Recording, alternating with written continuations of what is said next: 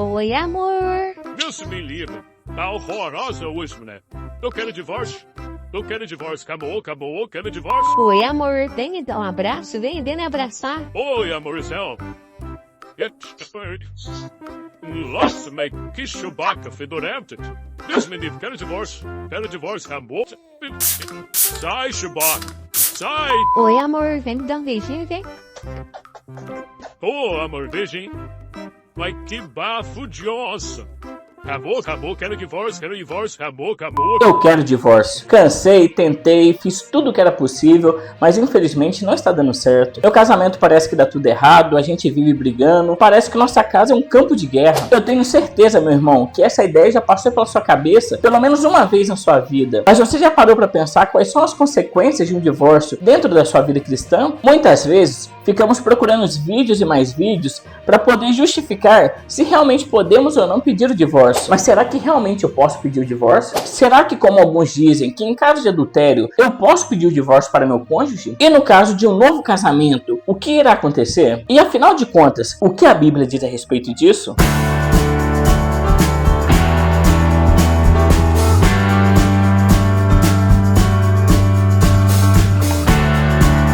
A graça e a paz do nosso Senhor Jesus Cristo, povo abençoado. Meu nome é Jonathan dos Santos e seja bem-vindo ao canal Homem ao Cubo. E no vídeo de hoje iremos falar sobre um assunto e que poucas vezes é debatido dentro das congregações, exatamente pela dificuldade de poder aceitar o que a Bíblia diz a respeito disso. Muitos irmãos podem até ficar ofendidos com algumas coisas que eu irei dizer aqui hoje, mas lembrando que tudo que eu disser aqui hoje é o que está escrito na palavra de Deus. Então, se você está preparado, se junte a mim nessa jornada para podermos descobrir quais são as consequências do divórcio na vida cristã. Uma dúvida muito comum na vida de todo cristão é: será que eu posso me divorciar? E eu posso dizer para você, irmão, que na Bíblia você vai encontrar apenas um lugar que dá uma ordem para que você não se divorcie. E ela é dada pelo apóstolo Paulo em 1 Coríntios, no capítulo 7, nos versículos de 10 a 11. E a palavra do Senhor diz bem assim: aos casados ordeno, não eu, mas o Senhor, que a mulher não se separe do marido, mas se ela se separar, que não se case de novo ou que se reconcilie com seu marido, e que o marido não se divorcie da sua esposa. Aqui nós podemos perceber, irmãos, que o apóstolo Paulo, ele ordena que os casais não se separem, e se por um acaso isso vier a acontecer, que eles permaneçam sozinhos, ou seja, solteiros, porque infelizmente, irmãos, se essa pessoa voltar a se casar novamente, ela estará em adultério. E exatamente ele dá essa ordem embasado no Evangelho segundo Marcos, no capítulo 10, nos versículos 11 e 12, onde a palavra do Senhor diz bem assim: e Jesus disse: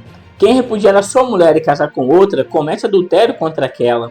E se ela repudiar o seu marido e casar com outro, comete adultério. Meus irmãos, essas são palavras diretamente do nosso Senhor Jesus Cristo. Se por um acaso você vier a contrair um novo matrimônio, você estará em adultério. Não só você, como a pessoa que está com você. E nós paramos para pensar o seguinte: por que Jesus dá essa ordem? Simplesmente pelo fato que antigamente os homens repudiavam suas esposas por qualquer motivo. Qualquer coisa era motivo de divórcio naquela época. Oi, amor. Deus me livre. Tá horrorosa hoje, mulher. Eu quero divórcio. Eu quero divórcio. Acabou, acabou. Eu quero divórcio. Oi, amor. Vem me dar um abraço. Vem me abraçar. Oi, amorzão. Nossa, mas que chubaca fedorenta. Deus me livre. Quero divórcio, acabou. Sai, chubaca. Sai. Oi, amor. Vem me dar um beijinho, vem. Ô, amor, beijinho. Mas que bafo de onça.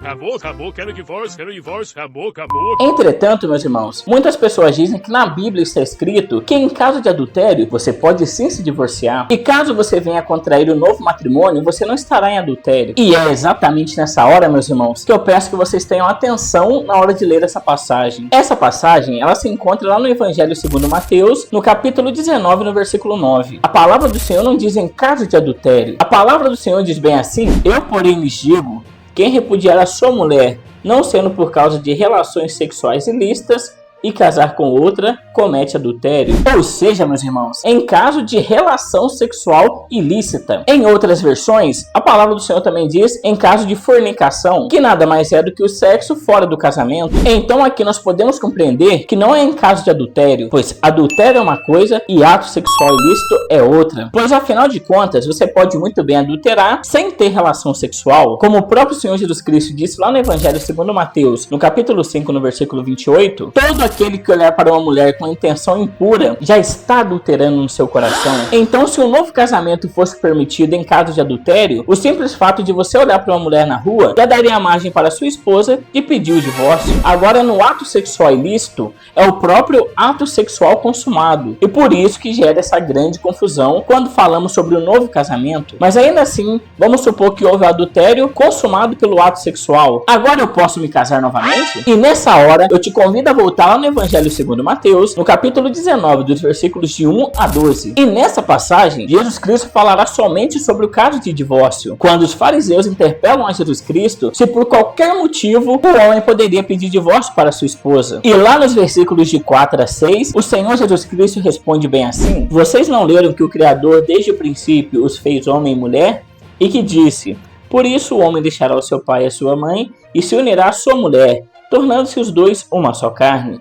De modo que já não são mais dois, porém uma só carne. Portanto, que ninguém separe o que Deus ajuntou. Antes de Jesus Cristo dar sua resposta definitiva, ele já expõe o seu ponto de vista. Mesmo que Moisés tenha dado a carta de divórcio, não era da vontade de Deus que o casal se divorciasse. O propósito do casamento nunca foi o divórcio, e sim que o casal vivesse feliz até o final de suas vidas. E é exatamente no versículo 7 que os fariseus perguntam para Jesus Cristo: então, por que Moisés ordenou dar uma carta de divórcio e repudiar a mulher? E Jesus responde: por causa da dureza do coração de vocês. Meus irmãos, você tem ideia que Deus considera o casamento tão sagrado, mas tão sagrado, que com a finalidade de preservar a imagem do casamento, ele autorizou a carta de divórcio para que essa aliança não fosse quebrada e nem manchada pelo pecado do homem? Lembrando que isso no caso do ato sexual ilícito. E mesmo assim, Deus ainda não é a favor do divórcio. Ouvimos muitos cristãos dizerem assim: você está autorizado a se casar de novo porque houve a quebra da aliança, e com a aliança quebrada não há mais confiança entre o cônjuge. Meus irmãos, para você que não compreende a diferença entre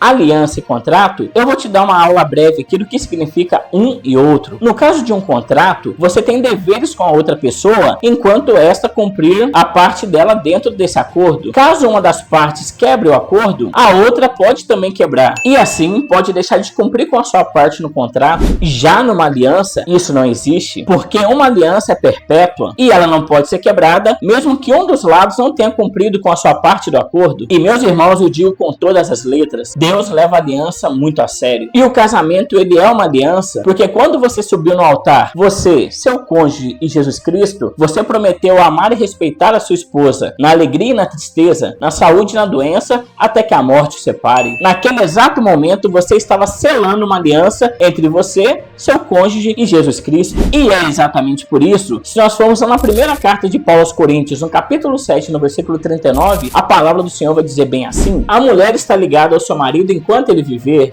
mas se o marido morrer, ela fica livre para casar com quem quiser, mas somente no Senhor. Ou seja, meus irmãos, a aliança se mantém até que a morte o separe. Voltando lá no Evangelho segundo Mateus, depois de Jesus Cristo ter proferido todas aquelas verdades sobre o divórcio, olha só o que os seus discípulos disseram para Jesus Cristo: se essa é a situação do homem em relação à sua mulher, não convém casar. Ou seja, meus irmãos, os discípulos conseguiram compreender que o casamento é uma aliança e que não deve ser quebrado. E é exatamente por isso que Jesus Cristo responde a eles bem assim: nem todos são aptos para aceitar este ensinamento, mas apenas aqueles a quem isso é dado. Meus irmãos, nem todos irão compreender a importância dessa aliança e nem todos irão aceitar essa verdade em suas vidas. Sempre irão procurar alguma desculpa para justificar o divórcio. Mas algo que eu gostaria de deixar bem claro aqui para você, homem e mulher de Deus que me acompanha: você pode sim se divorciar a hora que você quiser. Meu irmão, você é livre para fazer isso quando, como e a hora que você quiser. Entretanto, você tem que entender quais são as consequências do divórcio na sua vida, porque como o próprio Jesus Cristo afirmou, que foi por causa da dureza do nosso coração que o divórcio foi autorizado. E sinceramente, meus irmãos, eu prefiro ficar com Jesus Cristo nessa, porque a dureza do nosso coração humano está estragando aquilo que era para ser o projeto de Deus na vida de todo homem e mulher. O casamento é apenas o primeiro passo para a constituição da família, e a família é um dos bens mais sagrados e um projeto de Deus para todo homem e mulher. E no final das contas, meus irmãos, todos nós sabemos quais serão as consequências e o no final dos adúlteros, você pode sim se divorciar, mas contrair um novo matrimônio, aí eu deixo por sua conta. Então vários irmãos acabam me perguntando, mas às vezes a pessoa é jovem demais, ela ainda é muito nova, acabou de se casar, mas infelizmente veio o divórcio. Ela vai ter que passar a vida toda dela solteira? Será que ela vai ter que ser infeliz para sempre até que seu marido morra? Meus irmãos, a única resposta que eu posso te dar a respeito disso é: aonde você está baseando a sua felicidade? Se você não é feliz solteiro, você não será feliz casado. Se você baseia a sua felicidade em pessoas do mundo, infelizmente você vai se decepcionar. Entretanto, se você procurar a verdadeira felicidade em Jesus Cristo, eu tenho certeza que Ele não vai te desapontar. Ou senão, eu prefiro o jeito mais fácil. Faz uma oração aí pedindo para que seu cônjuge morra. Aí você fica livre. Então você deve estar se perguntando nesse exato momento: mas por que os outros casamentos são tão felizes? Será que é meu destino viver sofrendo com meu marido ou com a minha mulher? O que eu posso fazer para melhorar o meu casamento e viver aquilo que Deus tem planejado para minha casa? Será que meu cônjuge consegue mudar e nós possamos ser um casal feliz como sempre planejamos? Meus irmãos, isso são perguntas para o próximo vídeo.